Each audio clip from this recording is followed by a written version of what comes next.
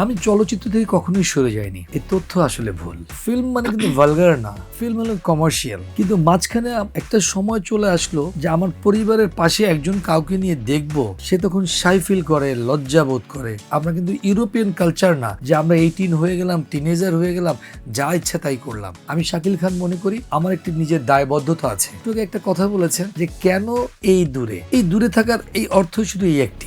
চলচ্চিত্রের এই শীর্ষ সময় থেকে কেন হঠাৎ করে চলচ্চিত্র থেকে আপনি সরে গেলেন?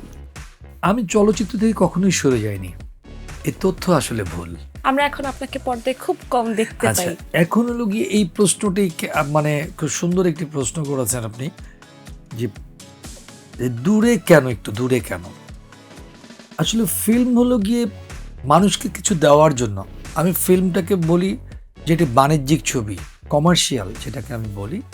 ফিল্ম মানে কিন্তু ভালগার না, ফিল্ম হলো কমার্শিয়াল। ঠিক আছে, একটা পরিবারকে নিয়ে আমি একটি ফিল্ম দেখব যাতে আমার পাশের লোকটি কোনো শাই ফিল না করে, কোনো লজ্জা বোধ না করে, তাই না?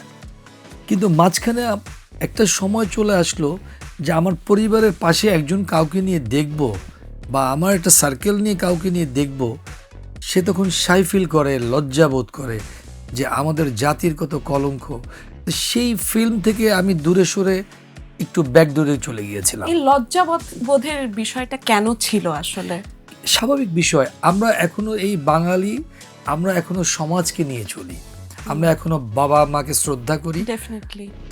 পারিপার্শ্বিক যারা যারা আছে তাদেরকে আমরা এখনো সম্মান, সে রেসপেক্ট বলেন, যেটাই বলেন, আমরা এখন সেটিকে নিয়ে এখনো চলি। আমরা কিন্তু ইউরোপিয়ান কালচার না যে আমরা 18 হয়ে গেলাম, টিনেজার হয়ে গেলাম, যা ইচ্ছা তাই করলাম।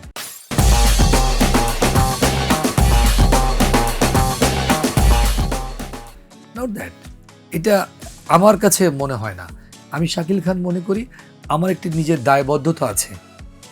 সেই দায়বদ্ধতা থেকে আমি এমন কোনো কিছু করব না বা এমন কোনো কিছু জনগণকে দিব না যেটি মানুষ হাসবে, মানুষ আমাকে লজ্জা দিবে বা আমার ফ্যামিলিকে লজ্জা দিবে। এরকম কোনো এক্সপিরিয়েন্স হয়েছিল কি? হয়েছে। আমি ওই যে আপনি একটু আগে একটা কথা বলেছেন যে কেন এই দূরে থাকার এই অর্থ শুধু এই একটি কারণ।